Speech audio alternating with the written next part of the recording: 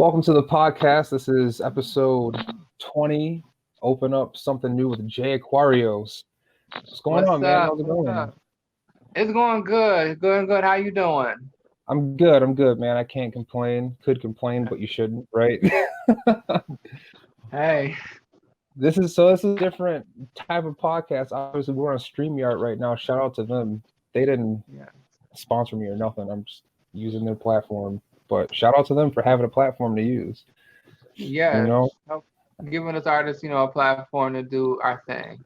Right, exactly. Yeah. So definitely wanted to continue this with your help and G Prim's help and Frigid Giant's help the other day. We were able to come up with this, find it.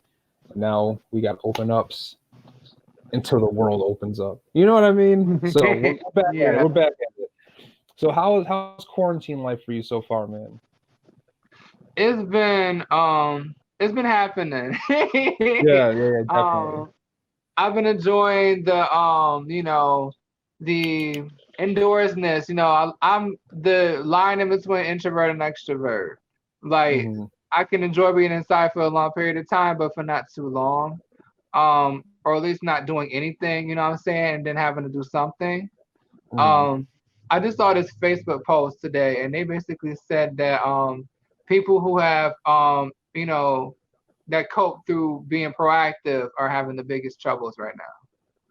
And I was like, what do you mean? Some people find healing through being active. Oh, right. Definitely. There's a lot of people who's like going through it because they can't do what they normally do, and it's bad. Trust me, I've seen it. Yeah. So I'm just like, damn, you know what I'm saying? Like they always told you be active and and healthy, you'll feel better. Now here we are. We gotta stop that shit. Right. Yeah, right. It's like, you know what? Stop doing what you're doing. Just stay in the house. Right. I was telling my mother the other day, I was like, it's funny. They used to be like, oh, if you come in the store to mask, like you're not coming in the store. So now if you don't come in the store to mask, you're not coming in the store. Like, what the fuck? It's weird. It's a weird time, man. It's a weird time. And they said it's not supposed to be up until like June-ish. August. It's up in the air. It's always some shit going on. You know what I'm saying? So it's like it's June. It's first it was April, then it was May, then it's August, July, then it's next year, then it's 2 years from now. If it's 2 years, people will riot. People will definitely start rioting. You said they already did? Yeah, like all the people. I know all the people protesting quarantine. Oh yeah. Which I don't get, because like you're supposed to be quarantined 6 feet away, but there's this gigantic group screaming at the police. So okay, you come back coughing, you're gonna be mad. And I heard the president trying to open everything back up too. So I'm like, all I know is that if it happens and it's premature and I'm supposed to go back to my job, I'm not going. Right. So I feel you. Yeah, like my job is not that type of job that has ventilation. So yeah, it's kind of like, okay, one person gets sick, everybody gets sick. You ain't catching me sick, because I always get sick in that bitch. So this is the one thing I'm gonna miss. Gotcha. Yeah, it's not good, man. It's not good. So Jay Aquarious, let's jump right into it. I watched your self interview, I think it was, on your page. Or did you have those questions given to you from someone, or? Actually, I typed them up myself. Okay, all right. Yes, I had what was it? I'm a big fan of 90s artists, and they would do like their own interview discs to promote their projects. So that's where that came from. I had decided to just do that on my own as well and promote my EP. Yeah, I've never seen that before. That was cool. I was like, look at this guy's taking initiative to really get it done. But you said before you had a couple other interviews and stuff like that. Who did you interview with?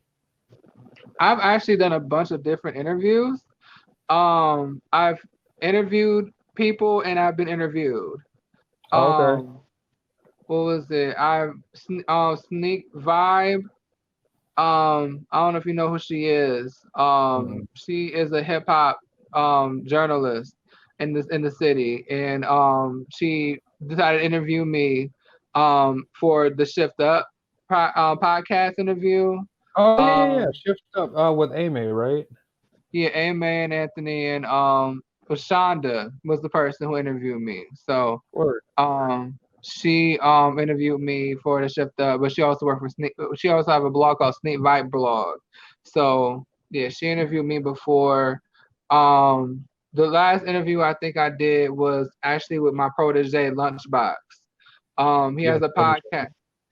Yeah, named Lunchbox LBXX. Shit. Oh shit. Okay. All right. We'll talk about that a little bit more. Okay. Um, yeah, he has a podcast called Lunch Lady Mantra. Hmm. He calls himself Lunch Lady as well.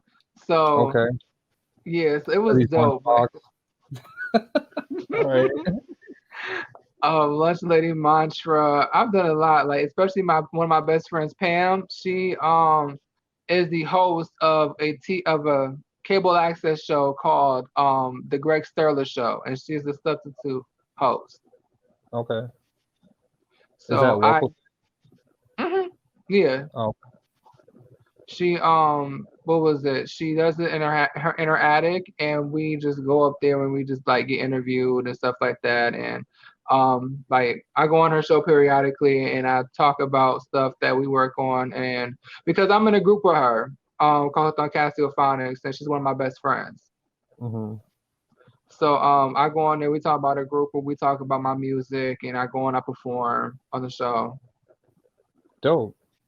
That's what's. I didn't even know that existed. That's cool. Where can people find? Oh, you said it's public access. TV, right? Do you know what channel that comes on?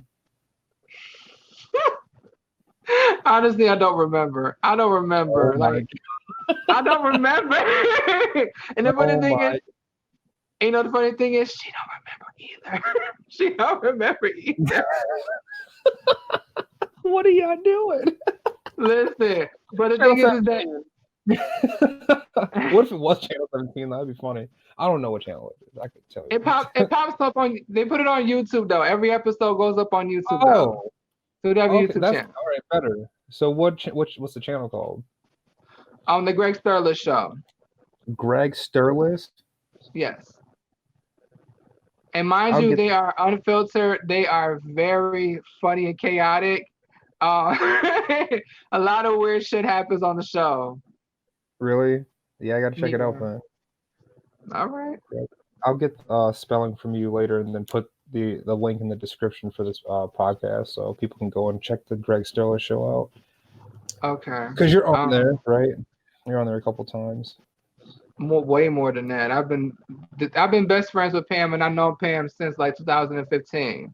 So I've been on All there right. periodically for the past. So, Not every episode, but like like every other like not every other episode, but it's like over the past 5 years I've made appearances.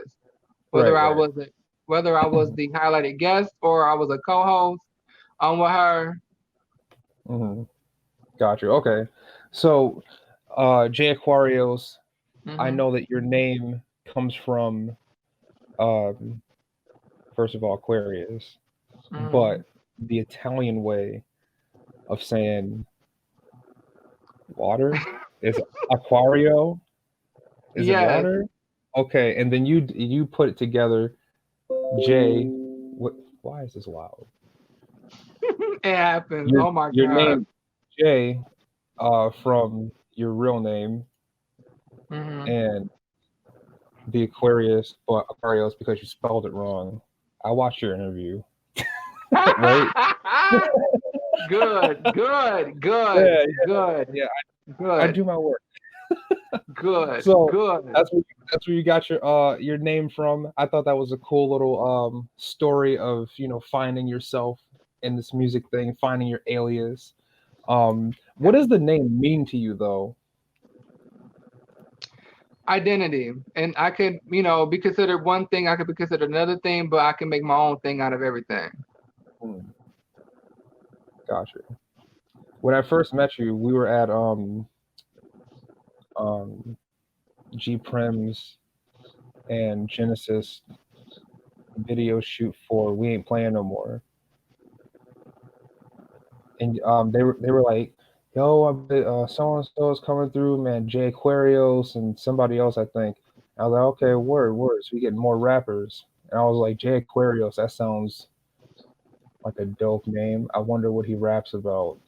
And then I was like, I hope it's not trash. but look though. So we went to Jennifer's house, right? And he was like, no, I sing. Like I'm a pop star. And I was like, oh shit, okay, that's different. Because everybody wants to be a rapper. Got in the car, put on, I think it was Lips. I was like, oh, okay, I see. This motherfucker's a star.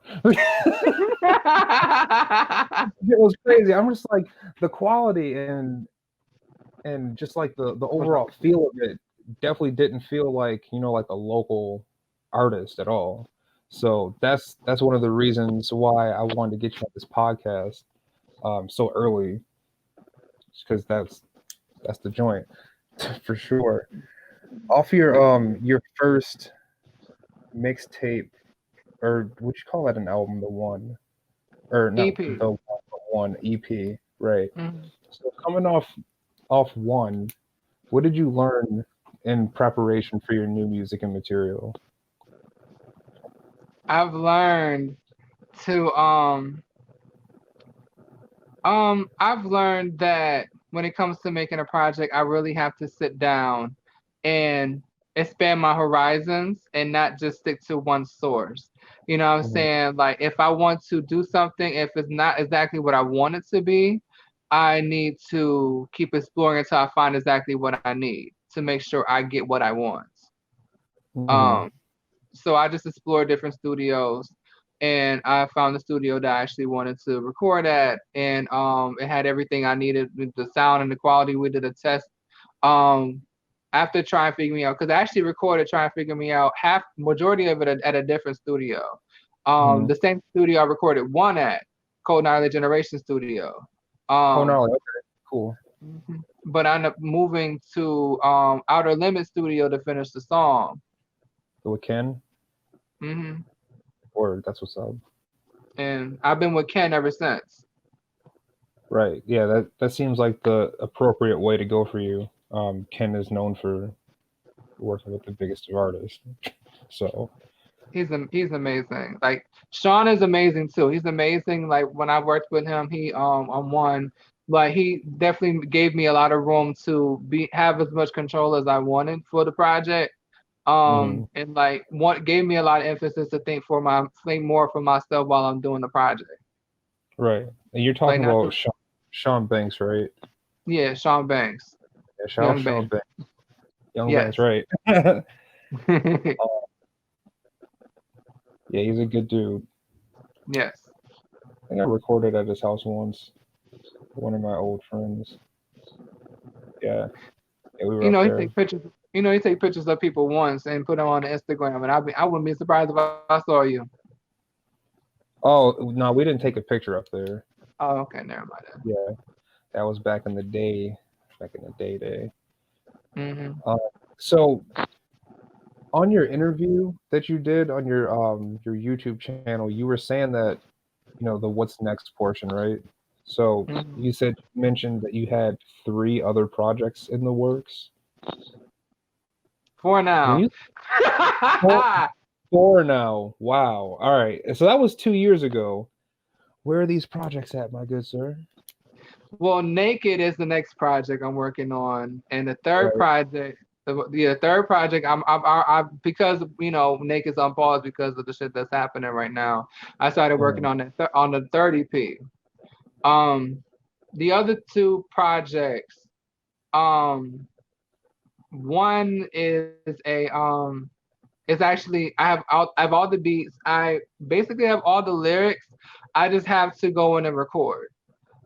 So that one's pretty set to go. And then another one is almost done when it comes down to the list of tracks.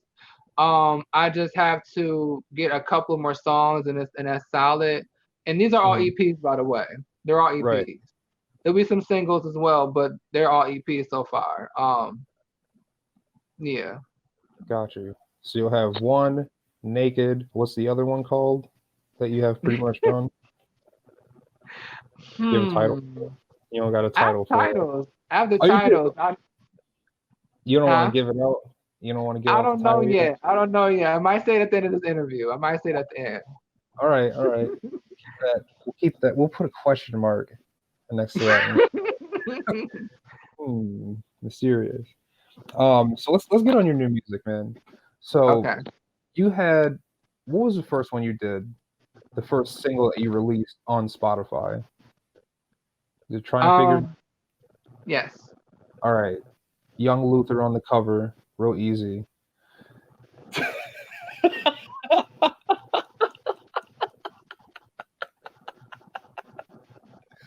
Hold on, with the haircut in quarantine, flexing for no reason. You see me looking like Wolfman over here. Goddamn, I could get to the barbershop, so I got the hat on. At a Mariah moment. At a Mariah moment. I feel you. Hit the Luther face one time for open up. That's not the Luther face.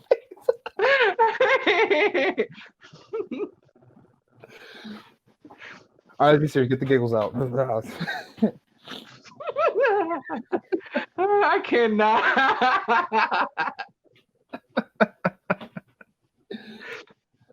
Oh my God. All right, I'm gonna stop laughing.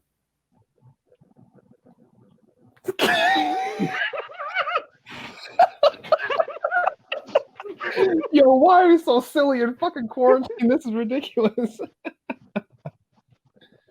Oh my God.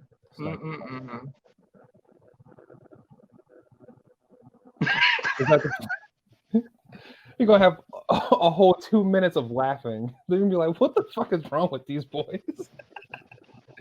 Listen, quarantine got us on quarantine, okay? Right, exactly. And this is my first episode in a while. Last one I did was with Paul Atho. He released his album. Yeah, that was actually that was a dope interview. That was a dope interview. I'm glad you liked it and you watched it. That's dope.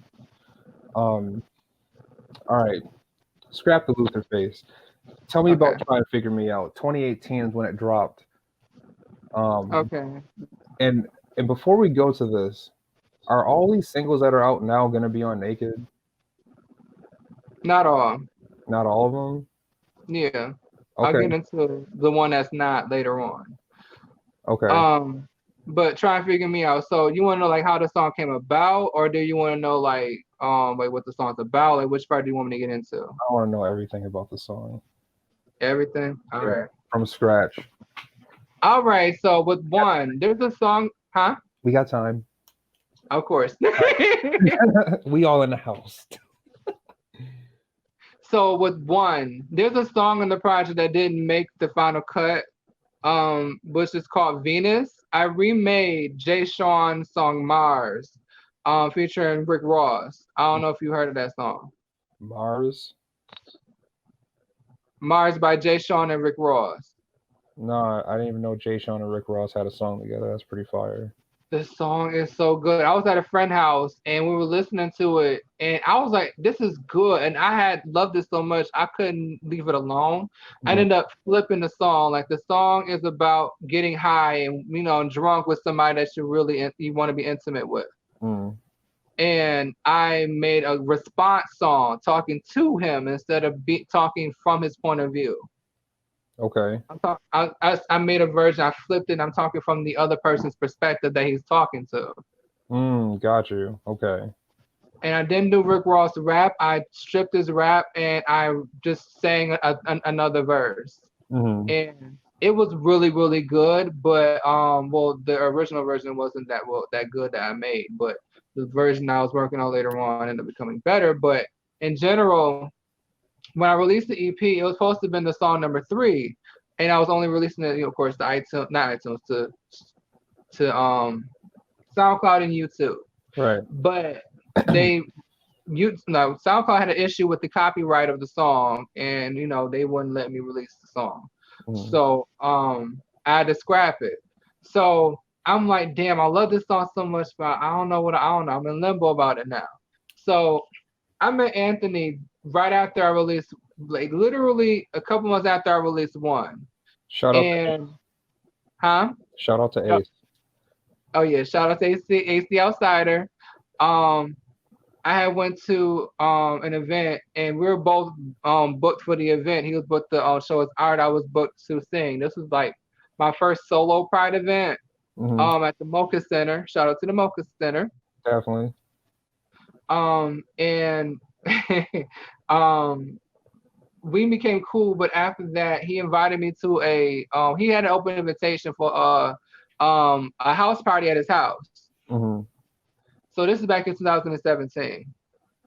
I went to his party. I got there really early, and the DJ was playing music, and this song came on. And mind you, at that point, I was thinking about something else. I was like, I love the song, No Letting Go by Wayne Wonder. I love that song so much, so much. I'm like, we need another version of that. You know what I'm saying? That came to my mind. And then this other song comes on. The DJ plays it. Guam Big Up Yourself by Roy Woods. Yes. So I was like, this is good. Like, imagine if y'all haven't heard it. Guam Big Up Yourself is like a hip hop version of No Letting Go. To me, it's like a hip hop version of No Letting Go. It has that soft R&B feel, but it's all rap. You know what I'm saying? No one's really singing. I was like, what if there was an R&B version of this song? And this is where that's where it started coming from back in 2017. And I was like, no, I just said I'm not going to redo another song because with Venus. Right. You know what I'm saying? So I'm like, I can't go through that shit again. But at the end of the night, when I got home, I couldn't leave it alone. I could not leave it alone. I couldn't. And I went on YouTube and I found out the beat was actually up for grabs still. So I got the beat and I started writing that song that same night. The beat for what? Go on, Big Up Yourself. Okay, so it was still like available as an instrumental. You know what's funny? What's that? When I heard "Try and Figure Me Out," I was like, "Where the fuck do I know this from?" Because I'm a Roy Woods fan, and I was like, "Why does this sound so familiar?" You saying that just made everything clear. That's crazy. Big Up Yourself. I haven't heard that. Remix. Yeah, right. The remix though, but you have a remix. Over's Tafmo remix. I don't know. How do you say that? Oh, you said it. Over's Tafmo remix. Tafmo. Okay. All right. Were you done telling the story of Try and Figure Me Out? Okay, my bad. Let me shut up. Almost. Almost done. So Try and Figure Me Out. I was writing a song and I just started grabbing from different perspectives of my life. Like the song is about in general how it came about. It ended up being from different situations in my life. The first verse talks about drama. I was just expressing how I felt when people call me about drama that had nothing to do with me and I don't really want to hear it. Like that's just where that came from. The second verse was, okay, I want to make this song sexy, but how do I do it without actually being sexy, being like a double, like a double the window or whatever the fuck that word is. Double entendre. Whatever. I got you. I know what you mean. So I was wondering, how do I do this without, making it sound too sexy? So I wanted to be sexy, but I don't want it to be, without substance. So I wrote the entire second verse on like a coin. Like it sounds sexy, but it, you can say it sexually and it could come off like you want to have sex, but it can also come off as you actually want to talk to somebody, which where lips came from as well. Like what was it? Winter is over, spring is here to come on over. Meaning, you like winter's over is not that bad anymore. Like that's what I'm saying in the song. Like if things is not as bad as you think it is. You stuck somewhere. The water is just fine, everything's cool, everything's fine. So let me blow your mind. AKA let me tell you some shit that you need to hear. I don't know who really hurt you or what, but if we can't talk, you need a clue. Right. So yeah, that's where that part came from, and the bridge just came from like I was feeling somebody really, and I really wanted to I don't know, I wanted to really be with them. So that's where that part came from. And the rap just came out of nowhere. I just wrote some shit like, okay, this song coming up good. Right, so right. I'd have a good rap for this shit. So so the song just ended up turning out to be about being in a relationship with someone that's insecure. And I just wrote my rap based off of that at that point. Word. That's what's up. Yeah, you ripped the rap part. Definitely. Thank you. Sure. So let's talk about the very next year, 2019, Figure Me Out Over's Tafmo remix came out, gave it a little bit of a different flair. What talk about that? Who is Tafmo, first of all? Or what is Over's Tafmo? Over is the producer of the song Overedge. Of the original remix. Oh, the remix. Okay, so he redid the beat for you and everything like that. Overedge is one of my best friends, just like Pamazon. Gotcha. It's a lot. It's a lot. So it's like fuck. So Overedge is one of my best friends. He when I met him, he was releasing beats, and it just one of the beats he had released. Okay. After we became friends, he released that beat, and it just stuck with me for a minute. He released that like early 2018, I think, and I cling to it, and yeah, I was like, damn, this is actually a really good beat, and I decided, okay, I'm gonna make a remix to this like a year later when I was doing the before I did the music video to try and figure me out. And it was just crazy because I really liked that beat a lot, and I was just trying to figure out what the fuck I was gonna do. And I just tried to turn it to a remix, and it came out really, really well.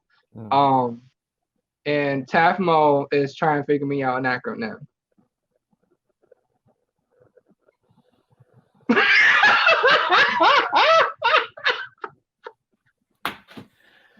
Word, okay. Word, that makes sense. It's funny because I thought about that. I was like, nah, it's probably something. I'm lying. I didn't catch none of that. All right, that makes sense. So you have Try and Figure Me Out. You got Figure Me Out Over's Tafmo remix, which gives it like your own sound. So like that's your song. You have the explicit and clean version on the sites. Yeah, I decided to like if I'm gonna do a remix, I'm gonna do a remix. You know what I'm saying? Like yeah, you really did that. Yeah, like I decided to just make it more darker. Like some people are more passive, and they do what I did and try and figure me out. Some people don't have the patience for that shit. So that's where that part came from, and I had some feelings I was going through at the time too. So I had to really let them out and in the rap for that song. Right, got you. Now, fast forward to 2020, this year of the COVID and the World War III. RP Kobe, and any other calamity that's going to happen because why not? Killer Hornets. Hornets. And I just found out today that there's a black hole that's near Earth. Yes! Yes! It's over! Right! Woo! Oh my God, we struggled for so long. A black hole? A black hole. Where? You said next door? Technically. Like it's nearby, but I don't know if it's coming our direction. They don't really travel. They just get bigger. So, hey man, what up? You know what I mean? Like, they had locust swarms, they got killer hornets. Now we got black hole. Dope. I just wonder if this is all like just a moment just happening and none of this is really going to affect us. No, it's not. It's not. It's just a bunch of weird headlines and stories that are happening at the same time. It just happens to be during a global pandemic of epic proportions.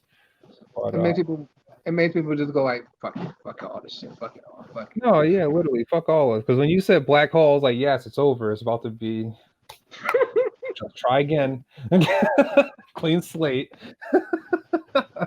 Just we need a redo over here. We need a redo. No, we do need a redo. Somebody hit the wrong button this year and was shit, they're gonna hate it. Then fucked up. They didn't like something happened in January before Kobe died. I think something happened before Kobe died. Huh? They were talking about World War III. And the alien. No, that was last year. Never mind. That was the alien thing. Oh no, Pentagon did confirm. Yeah, that too. I forgot about that. Yeah, that was either this month or late last month. They quietly confirmed it. It was like, yeah, this video is legit. We didn't know what that was. But I didn't see no video. Oh, you didn't see the video? No. The video's crazy. You gotta definitely send me that video. Yeah, I got you. Let me get my pen that I threw because I'm crazy. Let me write this down. But lips. Let's talk about lips. Okay, so just like Try and Figure Me Out was written in 2017. I wrote Lips back in 2017 when I was brainstorming over Naked. So Lips is gonna, and Lips and Figure Me Out remix is gonna both be all that's gonna be on the Naked project. Okay. I figured Stay Alone was gonna be the one that you saved for something else. Wait, say that again? I figured Stay Alone was gonna be the one that you were gonna have on the other project. Because it just came out, right? Yeah, Figure Me Out, I figure my lips. My bad. Someone called me and I had to hang up. No, you're good. So yeah, Lips is about it's like, like I said, that double entendre type of thing. With being sexy but having substance. So I just made a song like that, and I just made it mainly based off of oral sex, but I wanted to, make it about conversation at the same time, because people use, conversation through many different ways to heal somebody. So, it could be, just, okay, so the song is about me and my man. He basically is like having a hard day. He's having a moment in life where he feels like he's like, okay, he's like hypermasculinity is the basic problem. And we had this conversation more than one time. So it's like, okay, until you actually really want to solve the problem, let's just focus on something else. Gotcha. Yeah, like, it ain't easy holding on to a thread, because that's a smaller problem. That hypermasculinity shit. It seems bigger to you, but it's not that big. Right. Because I was gonna ask you, what do you say in the beginning of that song? Oh, it ain't easy holding on to a thread. Oh, for some reason the volume disappeared. Well, not disappeared, but it went lower. Can you hear me now? Yeah, I don't know if it was me or what, but I'm about to put my headphones in. Okay. Excuse me. No, you're good. Technical difficulties to be expected with the stream. I mean, I had dropped my phone in water yesterday. Yeah. So that's why someone were thinking, like, oh, the internet is messing up. Great. You done dropped your phone in liquid. That was yesterday though, and it got better. It got better.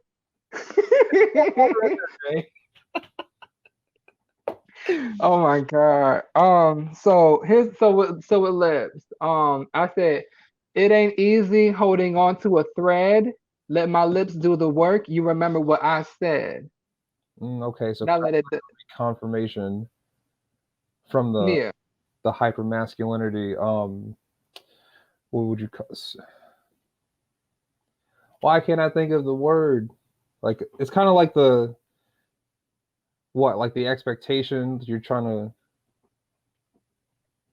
He thinks there's only like one. He knows there's more than one way to be a man, and but his friends and and people around him are trying to tell him, no, you need to be like this, you need to hold yourself like this, act like this. Right, You right. know what I'm saying? And he's having a hard time trying to deal with that.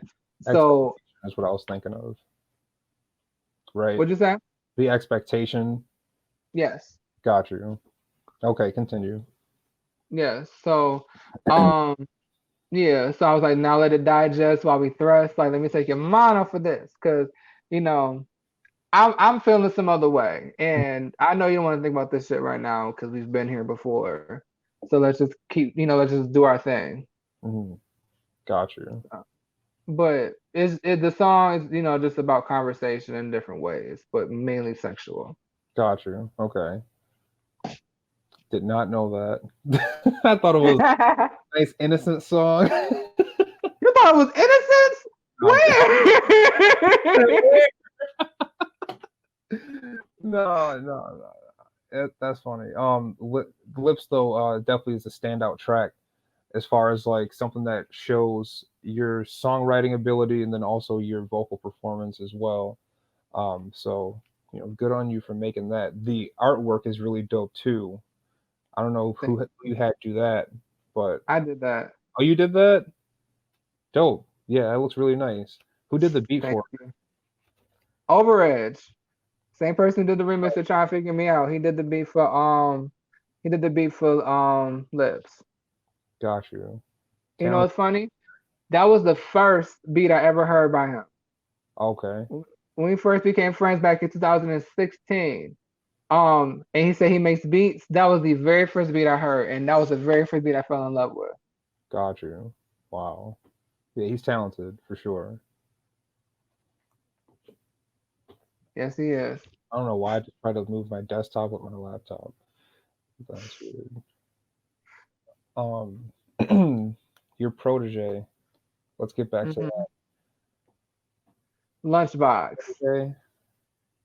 What does that mean to you to have a protege this early on?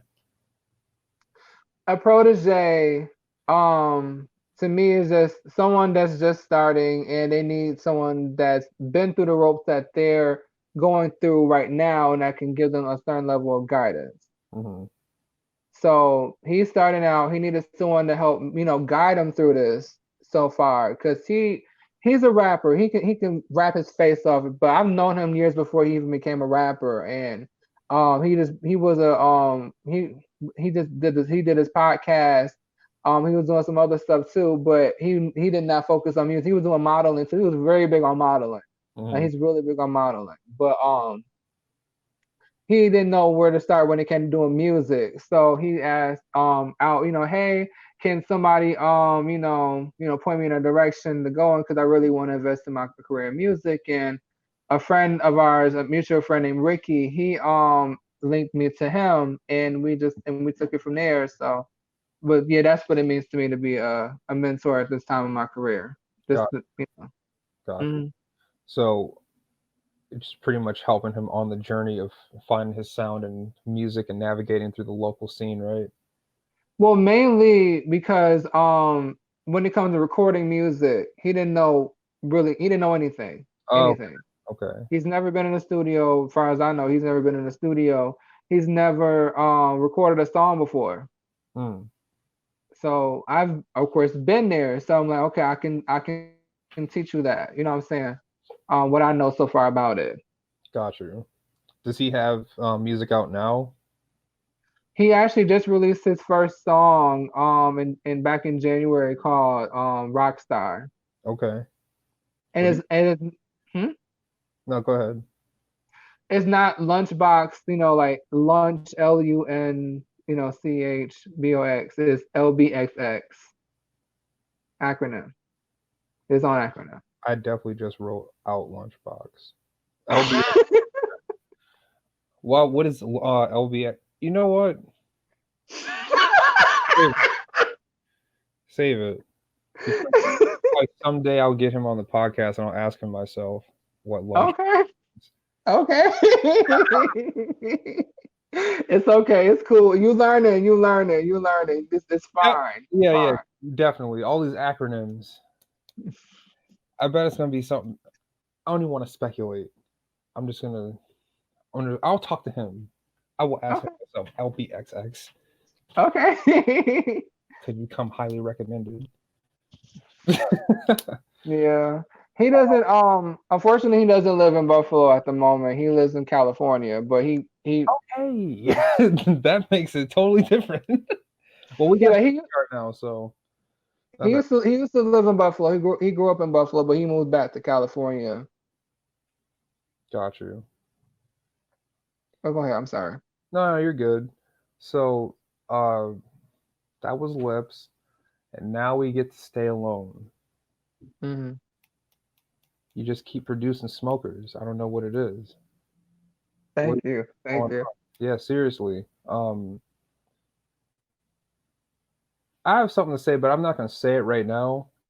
Hmm.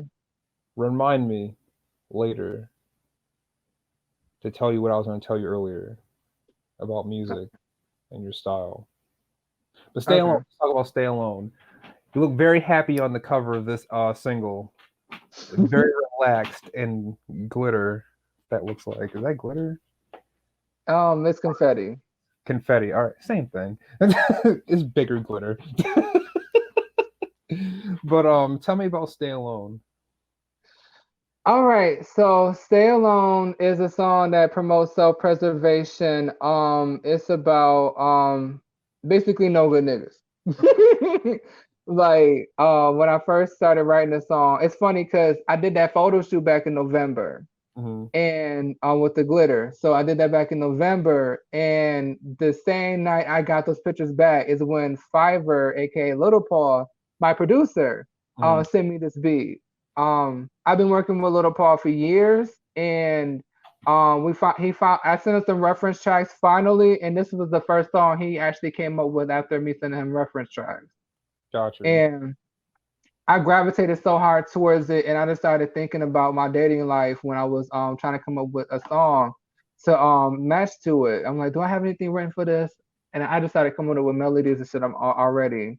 Hmm. So yeah, so I just started thinking about my single life and my life, and my mom's her dating life and everybody else's dating life that I know of. Hmm. Um and I decided writing it down. Like, like sometimes, and I don't think people really make songs about celebrating being single, like, in that kind of manner. Like, Very ignorantly too. But go ahead. like, it's so much. I keep having these conversations with my friends. Like, it's so much better being by yourself sometimes than being with someone that's going to consistently manipulate you, Fact. waiting for the Fact. right person. Right. Like, oh. So the first verse is actually funny because the first verse actually came from conversations I keep seeing people talk about on Twitter, like, oh my God, they ghosted me again, or someone's ghosting me. I'm saying like they got sick of people ghosting them. And I've been there before. I've been ghosted before. So I'm like, I don't hear people talk about being ghosted on the record. Have you have you ever ghosted before? Have I been ghosted or have I ghosted? Have you ghosted? Have I ghosted? I let my presence know that I'm not there anymore. Wait, wait, wait, wait, I wait. Say it again. I tell you, I'm gonna tell you that I'm not gonna rock with you anymore. I don't really have the Okay. guts to do that. Got you, got you. Okay. I thought you Yeah, said so I'm gonna let my presence let you know. So I thought you were saying like a more uh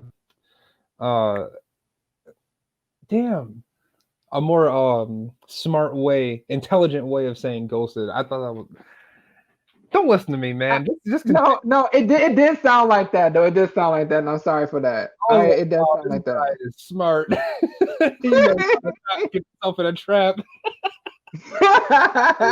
Oh no, oh no. I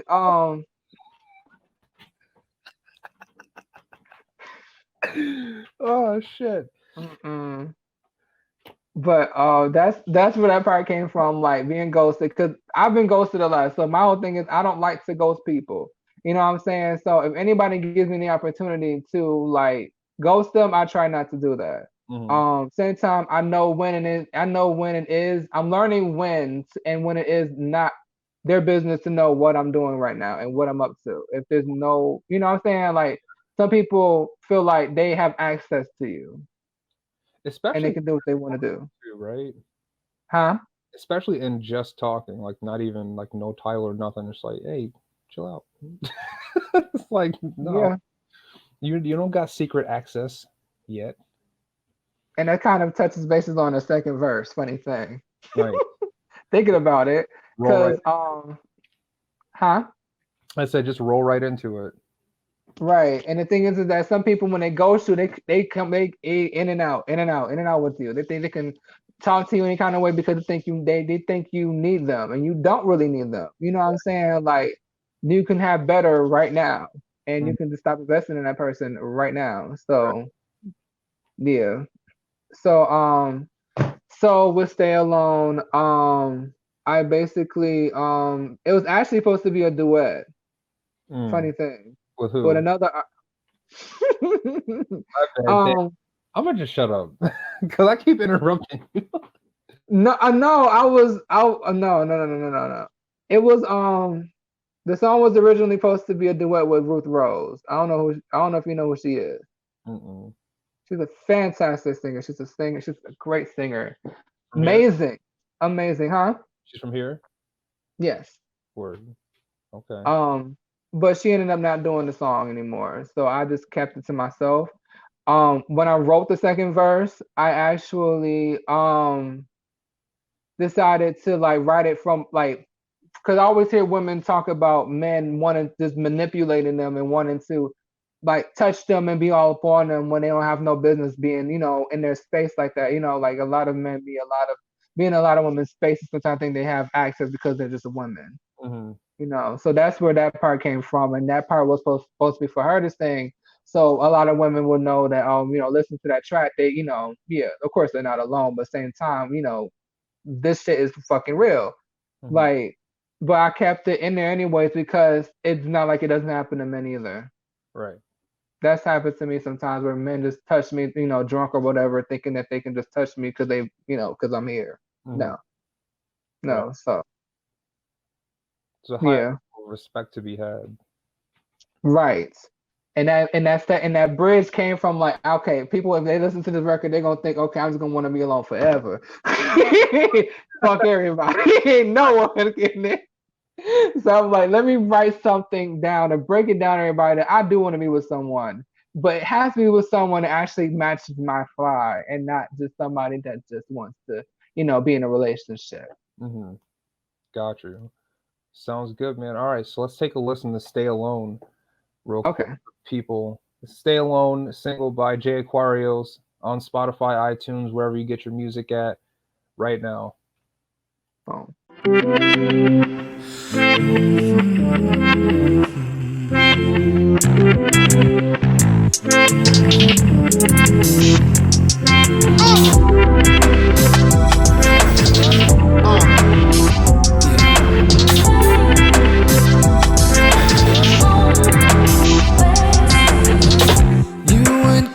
Again, I remain consistent, but that's just not how I'm feeling today. You don't have to pretend to be my lover or my friend. The situation is changing, but what am I trying to say? I don't have to be away.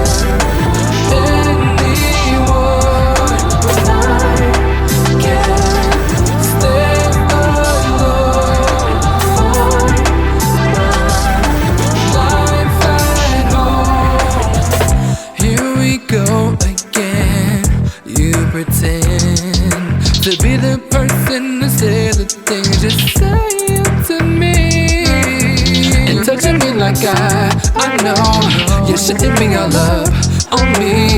Your energy I'm not feeling. I'd rather be with me. 'Cause if I had to be with someone, it would be someone. Be with someone. Someone who would get right to it.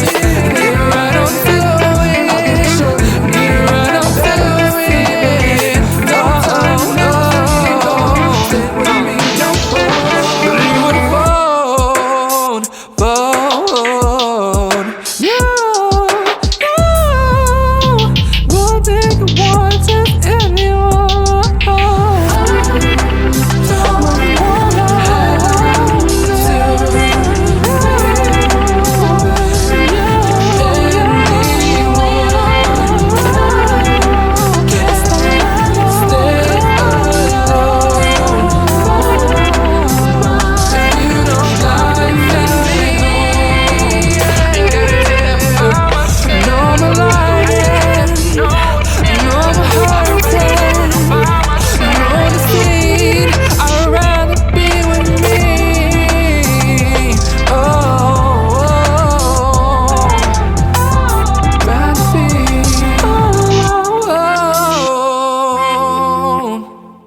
So that was Stay Alone by Jay Aquarious on Spotify, iTunes, wherever you get your stuff at. Great song. Again, the feeling was amazing, a vibe, all the Thank you. acronyms, no problem, man. So let's get into a little bit more about you yourself. Where did you go to high school? McKinley High School, McKinley Vocational High School. All right. How was that? Um, it was exciting. Um, it was pretty exciting. That's like the best word. That in any situation there was some sort of excitement. Hmm. Um, very self-reflective outside of though. High school was very self-reflective. What do you mean by that? When I was younger, I used to be very self-isolated, and when I went to school, I was very into like learning to, doing what I had to do, you know what I'm saying, like pass class and studying all that stuff. And when I got home, I was, into playing media and video games, you know what I'm saying, like watching movies and I was really into that. But by the time I got to high school, I started investing more in music. I stopped playing games and stuff like that, all that stuff before I stopped doing that stuff. I didn't realize I wasn't doing as much self-reflection of myself. Like I wouldn't really dive into myself too much Hmm. until by the time I got to high school. So I ended up stop focusing on schoolwork so much and started focusing more on myself. Hmm. And I tried, but I was just not the same person anymore when I got to high school. I was in the moments I was just out here, hanging with people, talking to people, like, getting to know people and hanging out with people. I was like being a lot more social and I didn't want to be more indoorsy, you know what I'm saying? Like I said, 'cause I was very big on self-isolation when I was a kid. So, like the table was completely flipped and I was opening myself up. Got you. Are you an only child? No, funny thing. Oh, you're not. Are you what order are you in? So like, are you the I'm the oldest? baby. Are you the I'm young? the baby. I'm the baby on both sides. Oh, Both okay. sides. Oh, snap. I have one sister on each side and three brothers on each side. But I'm the baby on each one. So I'm like, the fifth child. Each my mom and dad had. They both stopped at 5, and I was the last one. So you have 8 siblings? No, no, no. Well, yeah, 8. I didn't even really think about that like that. Yeah, it's 8 Yeah, siblings. because you said I have a sister, my older sister on both sides, and then 3 brothers on both sides.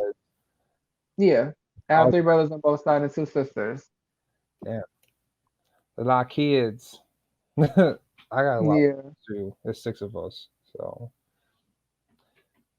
how is how's that? How do your siblings react to your music? Um, they basically are pretty supportive. 2 of the siblings are pretty absent, so they don't really know too much what's going on. They're just old. But hmm? Are they just older? No, they're just all over the place. Oh, But there's some they're here and then they're there. But everybody else, they're very present. They're not that present as far as I know. They're not that present, but they know I do my music and they shown support before. word. So yeah, so they do like some of my music. Got you. How do your parents react to your music? My dad, I don't know if he's heard any of my new stuff, but he heard the stuff I have released for one before, and he actually heard one of the songs, and he wasn't too impressed because he felt like, Jordan, you need to play with your voice more. Mm, He didn't even know I could sing, but he's like, you need to play with your voice more. mm. So after hearing that, so that was that. But my mom, she hears everything so far, and I haven't played her with lips. I haven't played her lips yet.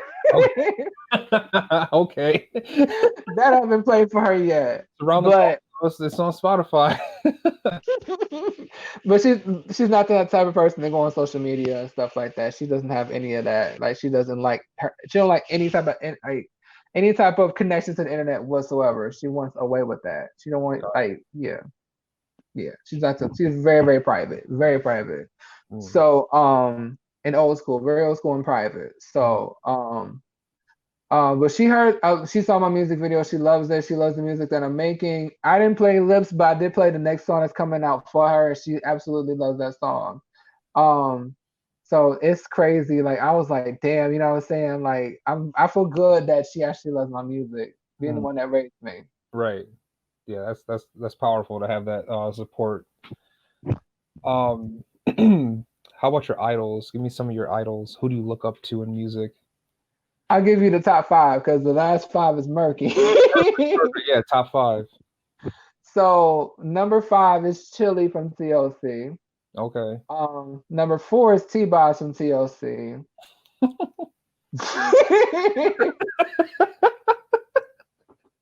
I didn't mean to laugh. It's just funny. It was like TLC, the T-Boz from TLC, and then I have to be specific. I have to be really specific with that because so number 3 is Janet Jackson. okay. Number 2 is Tony Braxton, and number 1 is Left Eye from TLC. So all of TLC is in your top 5. They're my top 5, but I'm very specific. Right, right. Y'all two you just made it, Chili. Succumb. Word. All right, that's what's up. That's like saying like, yo, who's your top 5 rappers of all time? You know, Method Man, RZA, Ghostface. They all from Wu-Tang Clan. I mean, everybody touches your heart in different ways. Right.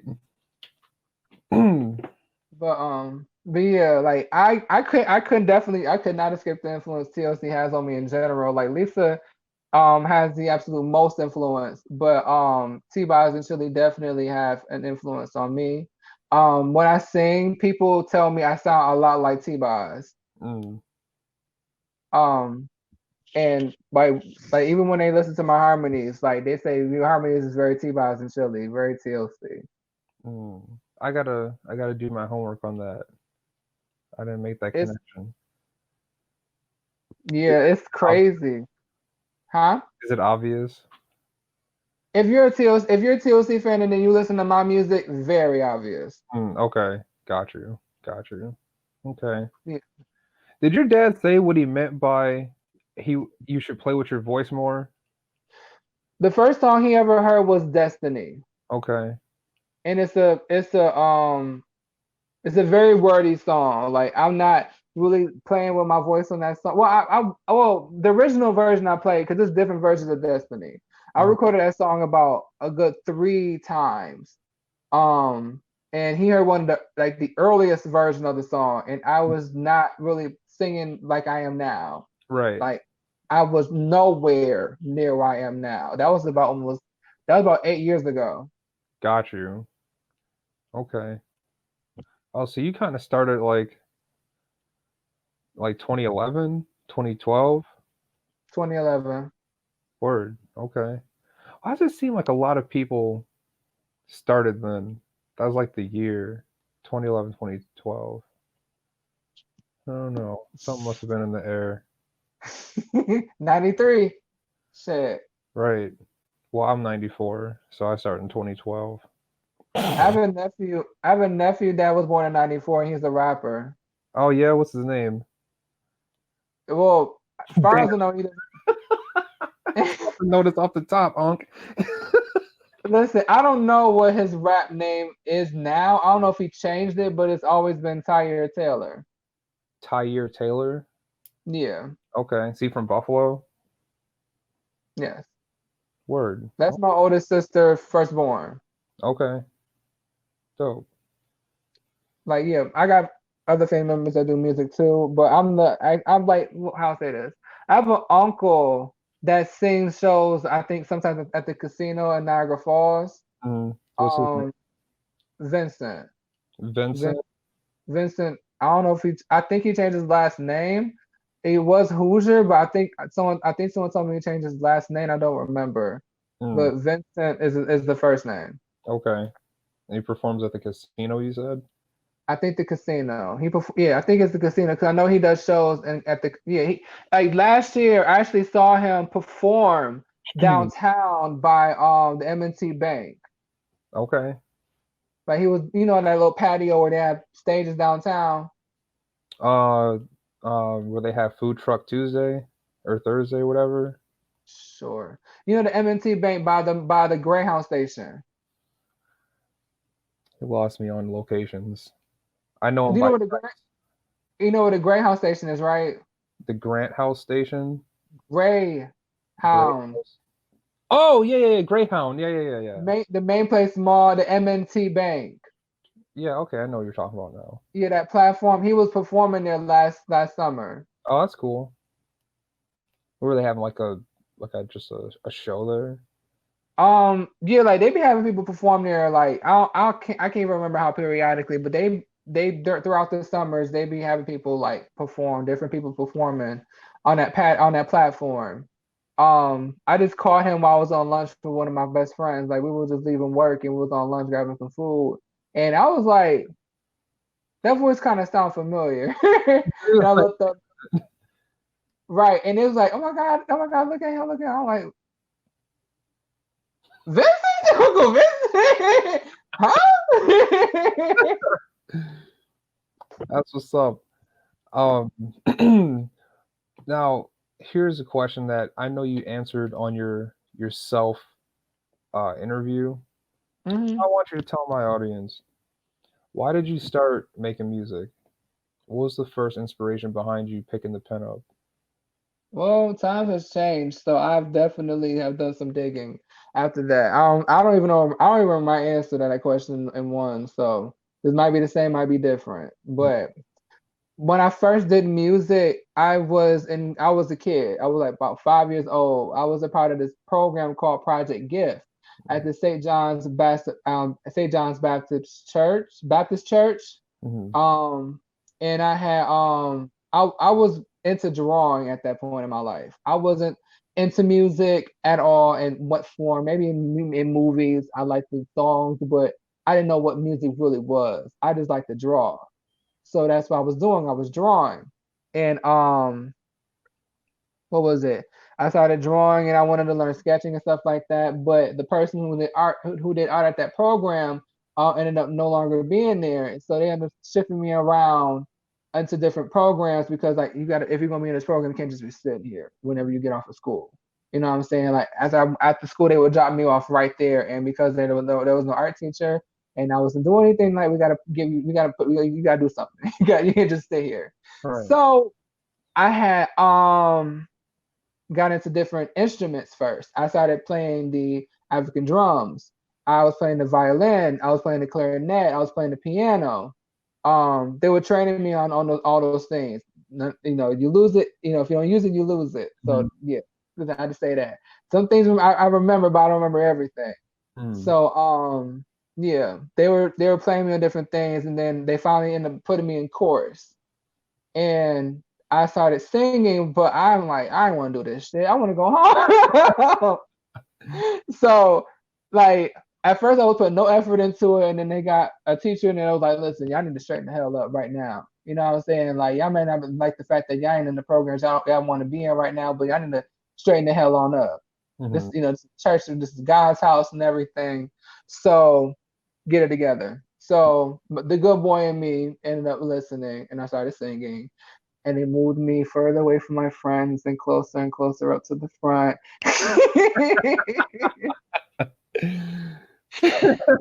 Next thing you know, I'm behind the lead. Nice. A recital happened. The lead is no longer going to be able to do the show. Oh, can you do it, Jordan? No. No. No. No. Why are you doing like that? You can't do it. Chorus depended on you. Now they got the kid from the back being the lead. Shit. I don't know. I didn't want to do it. I didn't want to do it, so I didn't do it. No. Did you ever were you ever the lead in chorus? Or did that end your chorus career end right there? I mean, they ended up finding somebody after that. Oh, they did. Not because of what I did, but they just they found somebody, and Yeah, I guess he ended up coming back too. He ended up coming back, but it started playing more with the arts and everything, and I was getting more comfortable. But it took me a minute to actually want to do music, and it's funny because they really invested in me trying to be a piano player. Um, they they just saw it. They're like, you got. They put me all types of recitals. I was like, no, I don't want to do this shit. I don't want to do this at all. No, send me home to my video games. So I had I had went to it's funny, I'm doing this podcast and everybody hit me up now. But before this shit, no one was saying nothing. But you gotta let them know after this. Like, listen, Y'all gotta wait. I don't give a fuck. Y'all can wait. Anyways, um, what was I saying? Um, so I decided I was going to just just play games and stuff like that, and I just started venturing off to different shit. Like I started like drawing like sketches and like painting and pottery and doing fashion design. Like I was gonna be a tailor at one point. I dabbled in so many different forms of art until I got to music again. Um, I was watching Sister Act too, and Ryan Toby hit that high note, and I wondered if I could do it too. there it is. So I was watching it, and I just loved the song so much in Sister Act 1 and 2 that I just kept singing it. I wondered that, but I didn't. I tried it, but I was like, whatever. But I just kept singing everything else, and it just kept going from there. So shout out to Whoopi Goldberg.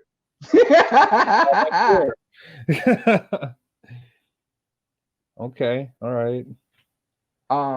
And yeah, I decided writing songs, but I wasn't even going to really sing. I wasn't even going to rap. I was going to ghostwrite for rappers. Right. I was gonna bring that up too. Yeah, you said you were thinking about doing that. Yeah, I was going to go. What made you think of that? That you were gonna ghostwrite for rappers? I mean, I didn't have the confidence at that moment to record. You know what I'm saying? I was record music. I wasn't confident about my voice. I wasn't really confident at all. I when I got to high school, I did start rapping stuff out. Because if I was gonna write all this shit, I might as well be able to know how to perform it. You know what I'm saying? If I'm gonna pitch it. So I learned that part and I was like, okay, I gotta know something. So I started picking it up and just developed from there. I was gonna actually be a rapper 1st. And just rap my own shit. And I was like, okay, I guess I can ask someone to sing the hooks for me. But I was big on dancing as well. Like I started dancing. Janet Jackson really came up in my, in my influences, and her and Beyonce and other people that dance, like they really just started to like really get my attention. And I started learning dancing while, repeating their routines from the music videos. So people, I remember I did the talent show at McKinley. McKinley don't do talent shows at all. At all. Miss Barton didn't play that at all. She didn't play that shit. No. But it was the 100-year anniversary. She didn't play that shit. It make it sound like nefarious to have a show. And the thing is, she's a musician. She sings her damn self, but she's been in talent shows. That's corny. But why though? Do you know why? Because there's got to be a reason why. She's just because she's strict as hell. We didn't have prep rallies. McKinley didn't have prep rallies? Now, when I was in there with no prep rallies. Wow. Damn. We only had one type. We only had one type of prom, and that's senior prom. That was it. There's no junior prom. Damn. Tough. For what? It's not like y'all in the hood. All you need is, well, I think my freshman year we did have prep rallies, but all it took was one person to really fuck it up. Right. She took it away. Oh, what happened at the prep rally? No, I don't know what happened with that. I don't know what happened at all, but I know something happened and she didn't cancel that shit. Nope, that wasn't happening. So I'm like, oh, well, there that goes. What's your principal's name? Barton, Miss Barton. Miss Barton. Miss Barton. She ain't there no more though. She done got fired. Oh, well, never mind. I was gonna take my my little comment away then. And it's funny because do your shit. Jeez, Miss Barton, fuck. She it's funny because when the talent show happened, I decided to do it, and everybody was wondering what I was gonna do, and I'm like, what am I gonna do? Because I can do a lot of different shit.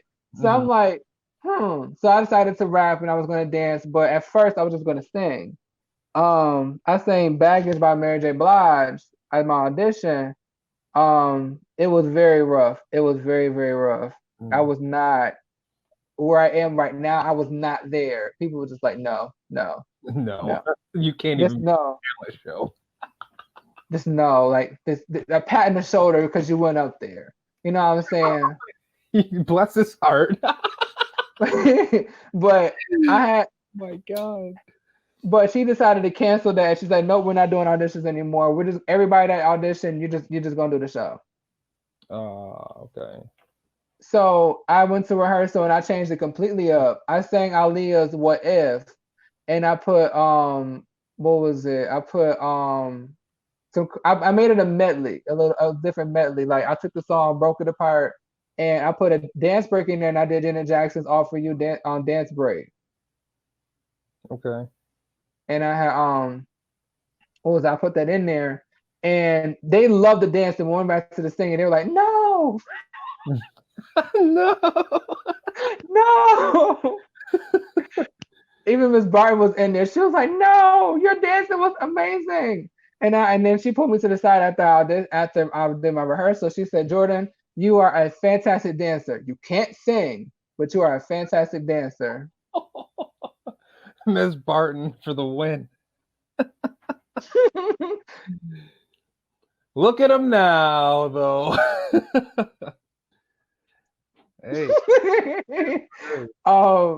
Yeah, so that's what she said, and he's like, you can't sing, and but you can dance your face off. I'm like, well, but those people around me that helped keep that faith, and I didn't sing at the talent show though. But here's the thing, because I'm gay and I have this lively personality within me, and I don't give a fuck personality. That radiates to people. I became very popular in high school. Very popular.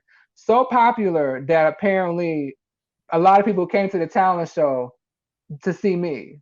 Some teachers pulled their students out of the classrooms to go to the auditorium to see me. Damn. I was like, shit, I was gonna drop it at the last minute because I got nervous as hell. Right. I never like I've done performances when I was a kid, but I never actually willingly went on stage to perform before. So I was nervous as hell, and I went up there, and even people that was performing were excited to see me perform. Right. I'm like, y'all never seen me perform. Right. Like, I mean, well, right. So I went up there and I rapped. I had did a couple of Left Eye raps. I did for the Block Party, and I did something else I can't remember what the hell else it was. Oh yeah, the Universal Quest, which is my favorite song in the world. And I did the Block Party, but the version with Lil Mama. And after that, I did a dance medley where I did the dance breaks to Janet Jackson's "All for You," and I did the dance break to Feedback, and I did I actually made my own choreography to Beyonce "Sweet Dreams" before it came out. Damn, how long were you on stage for? I mean, it was a medley. All of it was a medley. So like I did a verse here and then I did a verse here. Right. And then I did like a dance break. You know what I'm saying? So it was different compared to everybody else who only went up and did one song. A medley was considered a song. Right. So that's why I did a medley of different songs, put it all together, and that fit the time frame that they were requiring. Nice. Okay, so you smoked them, pretty much what you're saying. Did you win? You end up winning? There was no winner. Oh, it's just like showcase. Showcase. Gotcha. You know what's funny? At my school had a talent show. I did not join. I'll tell you why. Because I didn't rap back then. I didn't rap back then. Okay. I started rapping on the tennis court. Or why did I say that? No, I didn't.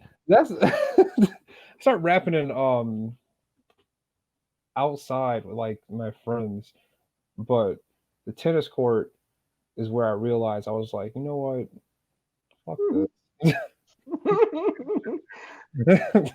Because the day prior, me and my boys were all sitting in the basement. And we would always freestyle and shit. I'm like, yo, we should make a group. And they was like, nah, we're not making a fucking group. I was like, I want to make a group. Fuck it, I'm about to be my own group. That's how my music kicked off. But this is not about me. I don't even know why. Because of talent shows. Yeah, I get it. It's fine though. I wanted to hear the story. I did want to hear it. Yeah. And it's funny because the talent show happened 10 years ago last month. Well, back in March. 10 years ago in March. That's funny. I didn't think about that till now. And the video's on my YouTube page. Well, not YouTube. It's on my Facebook page if you want to watch it. Like, they only got the dancing part though. It's probably buried deep under everything, under 10 years of content, right? Yeah. But I don't really upload videos that much. Pictures, yes. Videos, not that much. Okay. So it's not a lot of digging. Oh, okay. All right. So it's probably right at the surface then for videos. Yeah. Word. Yeah. But they loved it. They absolutely loved it. And they were just like, they kept talking. They still talk about it till this day sometimes. Like when I hear people come from high school come up to me. Some people come up to me and just bring up the talent show. But someone don't bring it up because they know what I'm doing now. And they'll bring that up first. Right. That's what's up. So the question that everyone asks all the time, any interview for a new artist, how far you want to get in music, man? Far enough to where I can maintain peace and privacy, but still have a lot of notoriety enough, to still have work, steady work. Good answer. Definitely. What does that look like to you though? As far as like, do you want to live somewhere in particular? Like, do you want to drive a certain thing? What does your legacy look like? My legacy looks like, can I use the artists for examples? Yeah, of course. Okay. The best example I want to give is Babyface and Sade. Fire. Like, they get so much respect in the industry from new artists and older artists, people before them, and after them, give them so much praise and they get so much respect, but you don't see them in the media all the time doing some crazy shit. Right. Yeah, Face is a legend among legends. Yeah. So yeah, I get you. See? Yes. That's pretty much all the questions I have. Did you have anything else you want to talk about? Anything at all? This is open up, so nothing's off the table. I'm still deciding if I want to say those album titles. Oh, right. That's why I wrote this down. You know how you get over copyright on SoundCloud? You can't have too much space where just the beat is rocking by itself. Yeah, I actually learned that through Facebook. You already know. That's what's up. Facebook is like, ugh. But yeah, I might just do well, I'll say that I might just say the titles right here. Yeah, let's get an exclusive. Yes. Right. You got one. You got Naked, and then you have. They're actually not in order. The ones I have after is not in order right now. That's fine. So, you know what? How's this? Either you can get the album titles or you can get the next single. But when do these two things come out? The EP titles are gonna be a ways out. The singles coming out next month. That's easy. I'll take the album, please. All I gotta do is wait 30 days. Okay. I just remembered too, I did give a blogger the name of one of the projects. I might as well say it. It's crazy. I might as well. So the project Stay Alone is going to be on. It's called Distortion and Symmetry. Distortion of symmetry. Whoa. Distortion and symmetry. See, I can't hear. Okay. Is Okay, that the one distortion. you gave the other blogger? Yeah. Okay. Can I get the exclusive? They didn't release it yet though. No. Oh, they didn't release the blog. They didn't release it yet. Ha! This is So you coming out still got in days. Yeah, exclusive. No, I'm saying distortion and reality. Wait, what did you say? And symmetry. Distortion and Symmetry. Distortion and Symmetry is a double-sided EP. What? A double-sided EP. So you're basically it's two EPs, but At once. it's one idea. Yeah. Got you. How many tracks? 12. Yeah, that's an album. What are you talking about? No, you're gonna see. No, hold on. Listen, I'm gonna tell you why. Listen. Is So it the whole project, 20 minutes? huh? It's under 20 minutes long? We haven't gotten that far yet. We're still trying to figure out what songs are gonna be on the project. Still, we have goals, Yeah, and we have a good chunk of songs that's gonna be on the project. But we're still filling everything out. Still going over that. But it's called Distortion and Symmetry. It's a double-sided EP. One side is called Distortion, and the other side is called Symmetry. Mhm. Distortion is very hip hop, very trap, very futuristic, very experimental, very very more on the production side. Okay. Symmetry is very much more live music, R&B, soul, a little bit darker and a lot more sexier. Mm-hmm. So it's definitely two separate projects, but under the same roof. Right. Okay. So 6 tracks on each? Yeah. Got you. Okay. So Stay Alone is on Symmetry. Got you. That makes sense. Yes. Damn, you got some joints on the way, I feel like.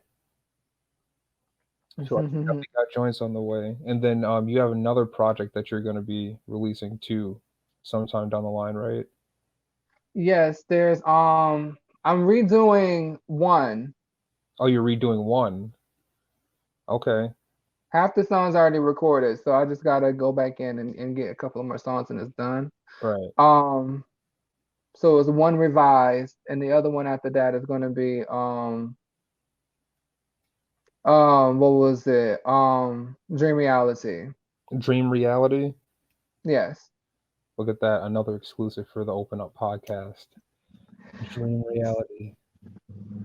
So Dream Reality is the other half of one.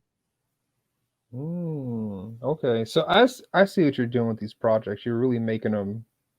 You're really bringing them to life. When you go back, Yes. continually like play with them and stuff like that. I like that a lot. That actually shows like true artistry.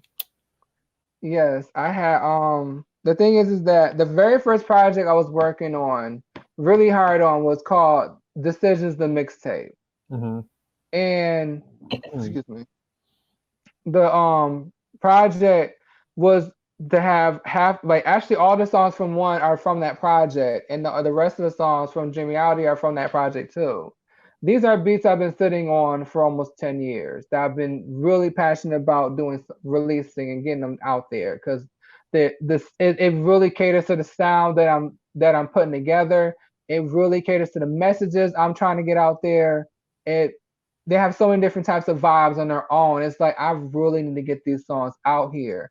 I want you all to hear these songs, and I've been performing Dream Reality a lot.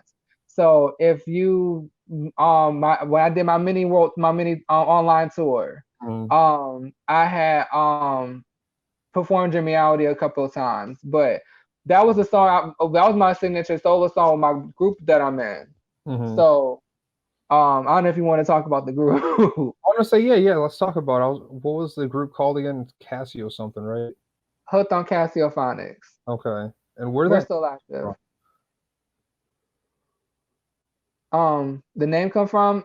It came from Pam actually had came up with the name. So Hooked on Casiophonics is, hooked on phonics, Casio the keyboard, hooked on Casiophonics.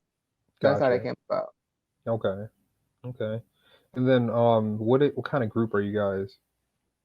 Hip hop, EDM, and since I joined the group, hip hop, EDM, soul. Dope. EDM. That's dope. Who are the members? There's me, there's Pamazon, aka Pamela Swartz, Rock Nuts, and Miggy J. Okay. All right. And what do you guys have any workout now that anybody can go Only listen to? only like two songs. One's a live performance song and one's an actual recorded song, but it's a demo. Hmm. Yeah. What do you plan? What's the future look like for that group? Um, Majority of it is not gonna be with me because I'm gonna be doing my own thing. Right. Right. Okay. That was my next question. Were you gonna focus more on one or the other? So it seems like you already answered that. I've been working with the group since 2015. Okay. So it's like huh? Now go ahead. Go ahead. I've been in the group for years, and I'm the newest member technically compared to everybody else. Everybody else has been there before me. Um, how I got you want to know how I got in the group? Yeah. So Pam and Rodness were performing together, and Miggy was got in the group after that. After they had got became a group, she got ended up joining the group, and Coleman and Scantron, they were in the group too, but they ended up no longer being in the group. You say Um, Coleman, Kyrie. Coleman Brodsky? I don't know the last name. Kyrie, Khari. Kyrie. Yes, that is who I'm thinking of. Yeah, yeah. Yeah. He Cool. used to be in the group. He used to be in the group before me, but he ended up leaving. Okay. So Scantron was in the group, but he got kicked out of the group. Miggy ended up leaving the group. She was the lead in the group, but she ended up leaving for her own personal reasons. Hmm. And they needed a new member, and they Rhonda's. It's funny because after I dropped out of college, I started pushing myself as an artist, and the very first thing I went to was a friend of mine party, and I met both Rodness and Pam there. I met them both Wow. the same day there, but they were not a group yet. Mm. And after I met them, they ended up being a group, and I kept close to Rodnuts. I forgot Pam's name, so I didn't talk to her whenever I saw her. I was too nervous to talk to people if I didn't know their name. Yo, that is my whole bag. If I forgot your name, you don't exist. 'Cause I'm just I don't want to ask again. Yeah. So what was it? So that shit was funny as hell. I was like, damn, okay. So for years I didn't speak to her. Like for 2 years I didn't speak to her, but I finally saw her again because Rodness booked me my very first gig, which was his birthday party back in 2014. Mm. So I got my first gig in 2014. I started recording when I was 18 back in 2011. But yeah, he booked me my first gig, and that's when I saw Pam again, and we reintroduced ourselves. And um yeah, she liked me, and he liked me. They was like, okay, yeah, I think he'd be like a good contender for the group. And it's funny because the first time I performed with them, I came to see their show for the first time, and what was it? They were performing, and Rodney shouted me out. He pulled me up to the stage, and he was like, "Hey, everybody, check out Jay Aquarious. He about to sing Waterfalls because that's my signature cover in the city. I sing Waterfalls by TLC a lot, and Mm. people love it." And I sang it, and people were feeling it so much. I had the whole entire building. It was back when Dreamland was still around. Mm-hmm. Um, so we did this at Dreamland, and everybody in it was packed, and the entire house was singing Waterfalls with me. Nice. And that was a moment I've never felt before ever. And I was like, okay, I like this. It's electric. So right. So, and I noticed that when I joined the group that they already has a certain level of popularity in the Allentown scene. Mm-hmm. And I'm like, okay, this was, I wasn't gonna do it because I didn't see myself in the group. But I'm like, this is actually a really good thing for me, because this is exposure that I actually really need right now. So I got in the group and I got with it. At first I wasn't gonna do it because the music was hypersexual as hell. Mm-hmm. Totally Like lane for you. it was, huh? It was a different lane for you. Oh, very different. They're very out there with their lyrics and their the music. And excuse me, especially when I heard Sex Mania and Hump Me, I was like, I don't know about this. I don't know about this. I don't know about this. Everything else I like, but these I wasn't sure about. The They song were is Hump Me. That's our biggest song. Oh shit. That's our biggest song. People love that song. I love it now because when I first heard the song, Rodness was doing 2 verses and Pam had a verse, but she wouldn't do it all the time. So I'm like, okay, if I'm gonna be in this group, we gotta make some adjustments. So when Homie came on, I said, listen, so this is what we're gonna do. Rodness was recycling a verse from something else. So whenever he did that, because he used to do that song. I think he said he used to do that song with. I don't know. He didn't. He used to do that song with Miggy, I think. So they was like, okay, well, he trying to fill in a gap for her because she was no longer in the group at the moment. So they had to fill in some gaps. You know what I'm saying? He wasn't doing lead, but now he has to do lead. Right. You know, because she's not here. So now that I'm here, I'm like, okay, listen, this is what we're gonna do. So Rodness, that one solid verse you have, keep that in there. I'm going to come up with a rap for the second verse. And Pam, your verse is going to be the third verse. And that's how they rocked with it? We've been doing it ever since. Nice. And people love her rap so much too. Pam is a very good rapper. She's a very good rapper. I got to check her out. She's a true multi-talent. A true multi-talent. She is talented as hell. Nice. Talented. Oh my God. Pam, she can play damn near Pam. She can play damn near almost every instrument. Wow. Well, the weirdest instruments that you may have ever heard of in your entire life. Didgeridoo? Huh? Like the didgeridoo? Probably. She can play the ukulele, the accordion, the xylophone. I think the xylophone. She can play a lot of different shit. All but the she's hard to spell words. Huh? All the hard to spell instruments. That's probably what she's best skilled in. The ones that you can't really spell. Accordion, xylophone, ukulele. We have, and the thing is that because of our personalities, I made sure everybody had a role, or at least had we're known for a role. You know what I'm saying? Because we are so different.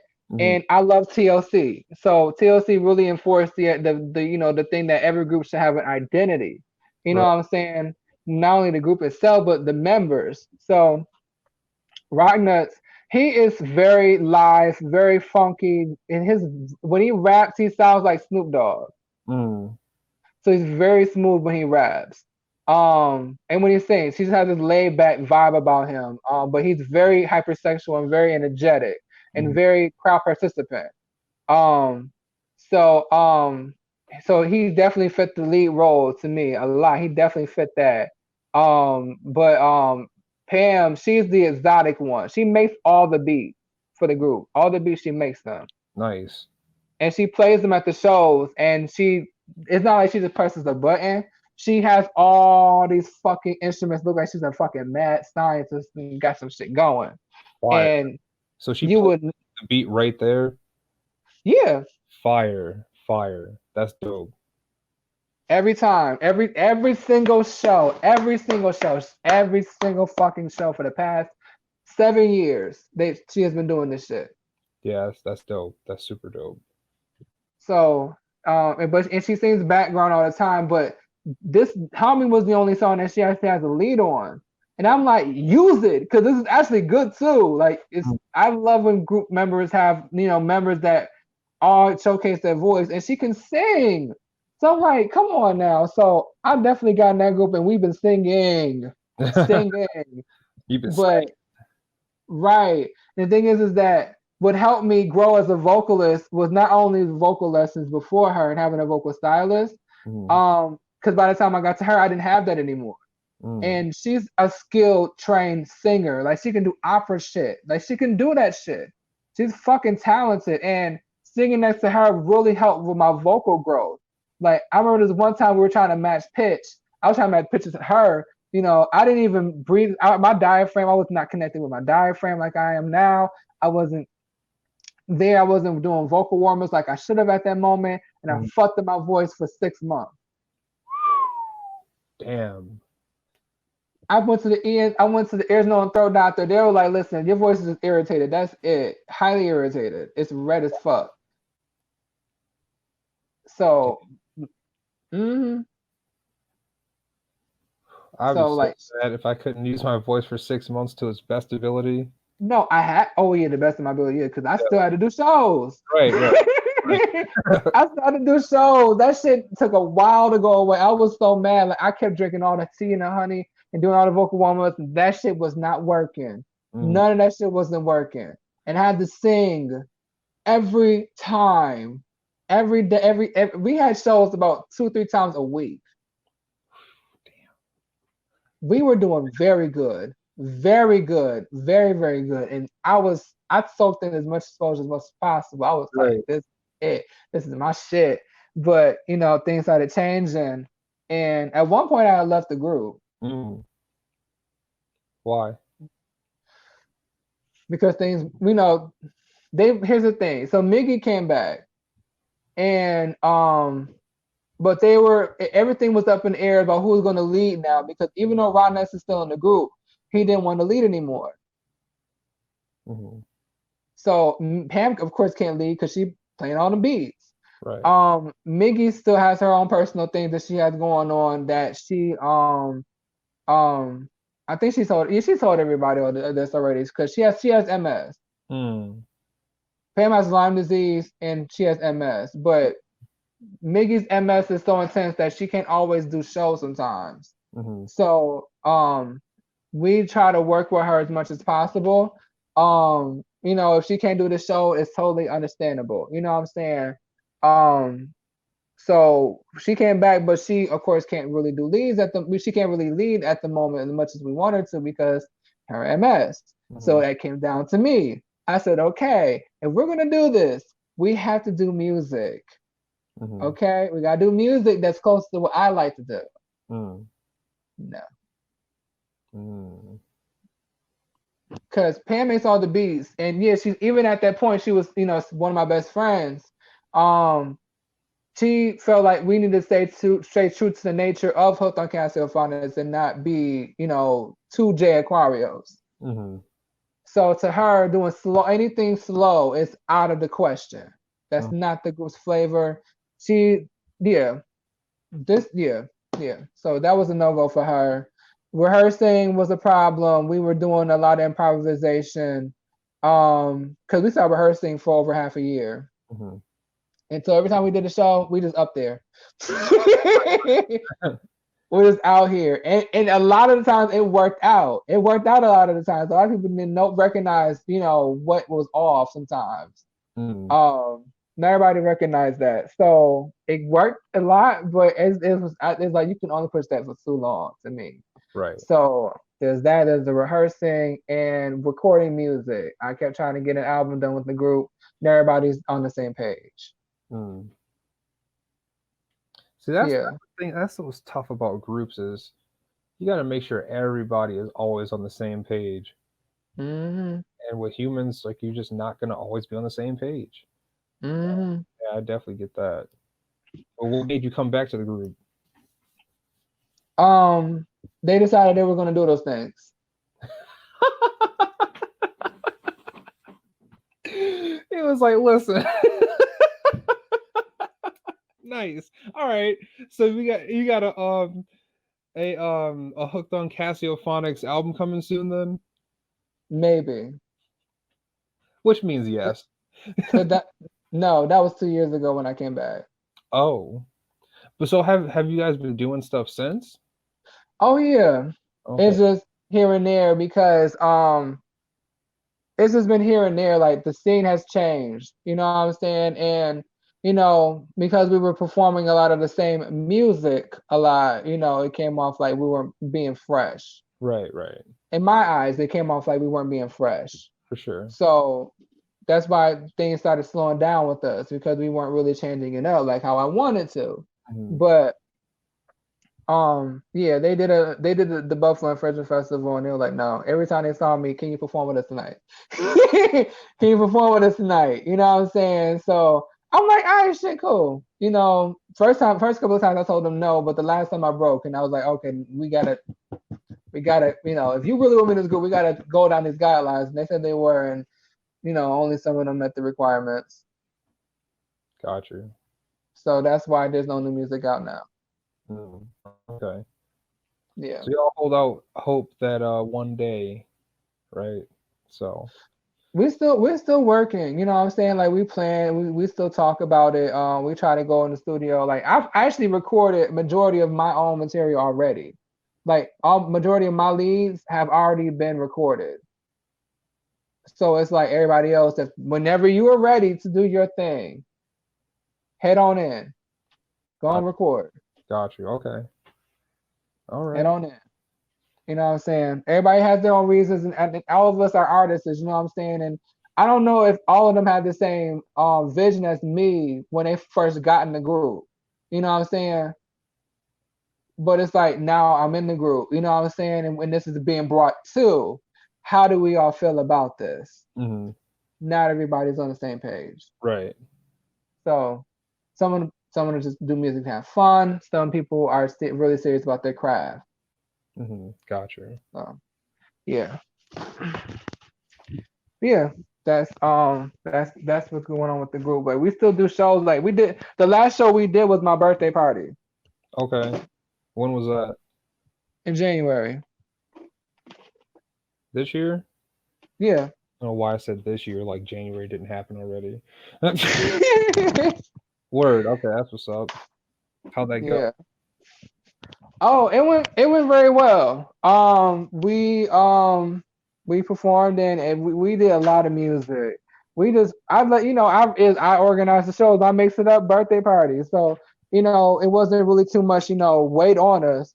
It's just let's just go up and do our thing. And we did. We had fun, a lot of fun. We killed that shit. Nice. So you have a new video on the way for clips, right? Yes. Any idea when I have my bad. The video for Lips I had to reimagine the video because of the shit that's going on in the world. Right.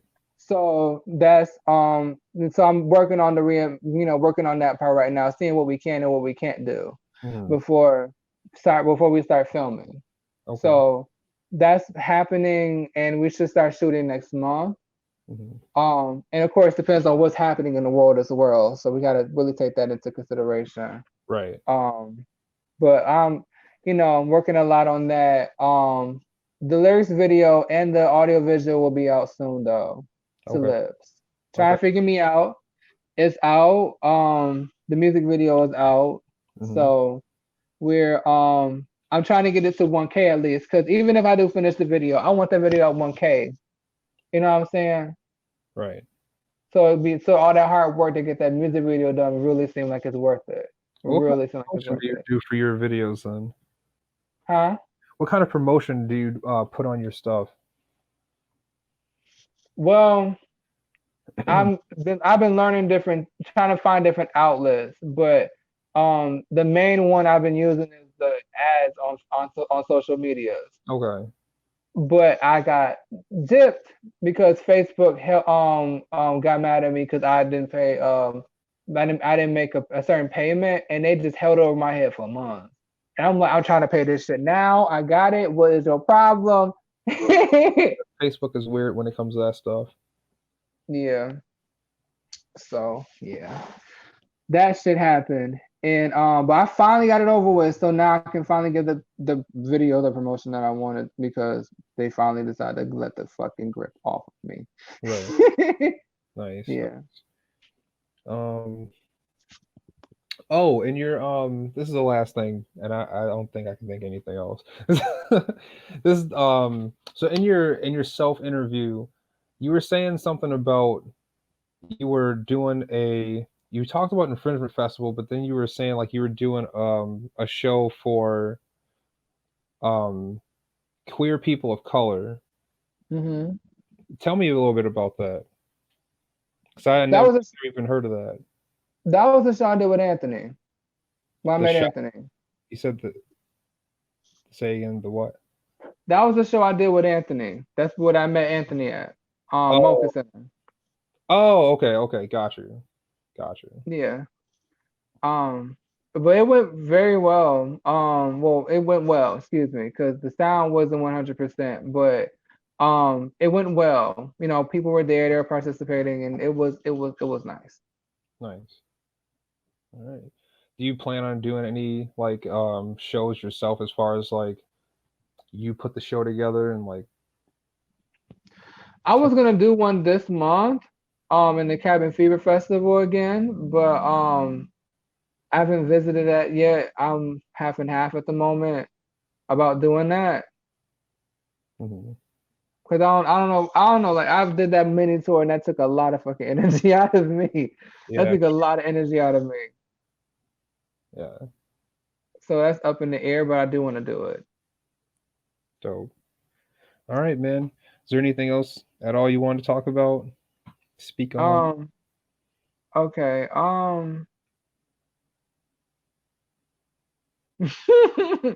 I don't know. I really don't know. I mean, what was it? So, yeah, that's pretty much it so far. That's it. Like trying to figure my music video. I'm trying to get it to 1K. Stay Alone is out now, and oh, so I'm doing collaborations. Mhm. So one of the collaborations I'm working on right now is a song called Without You, featuring my friend, well, with my friend Lodge. This is her first track, and so she's gonna be doing the song with me. So that should be out soon. I'm working on some remixes to let um who was it? In Unstoppable featuring Scoob. That's coming out next month. Okay. That's the next song. Nice. So that's huh? Nice. I got the Yeah. album and the single. I'm trying to finish the EP. I only have like a few songs left, and it's like, what the fuck? You know what I'm saying? Because it's just shit happening in the world. Right. I'm like, what the fuck? You know, so I want to go in the studio, I want to record, but some people aren't trying to take chances, you know, with that $10,000 fine and they Huh? get caught. What is? Apparently, if you get caught recording music, you get a $10,000 fine, no matter if you're a small or big studio. You're considered a business, and if you're not essential, you're not supposed to be open. That's crazy. 10 grand. God damn. I was about to say I was recording here earlier, so I literally just had this conversation with Ken before I talked to you, like today. I just had this conversation with him. I'm like, damn. wow.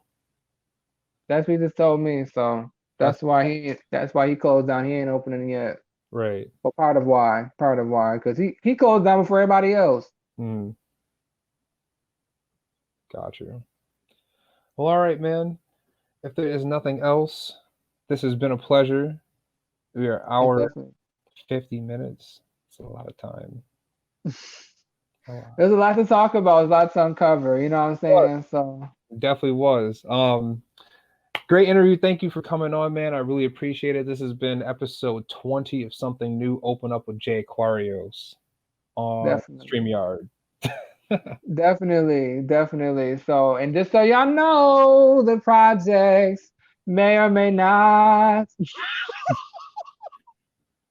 come out exactly how I want them to. So y'all know, you know what I'm saying? Because it's life, things change. But definitely, that's what I'm working on right now. Got you. All right.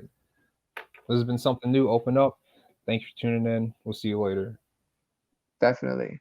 Peace. Thank you for having me. Of course. Bye.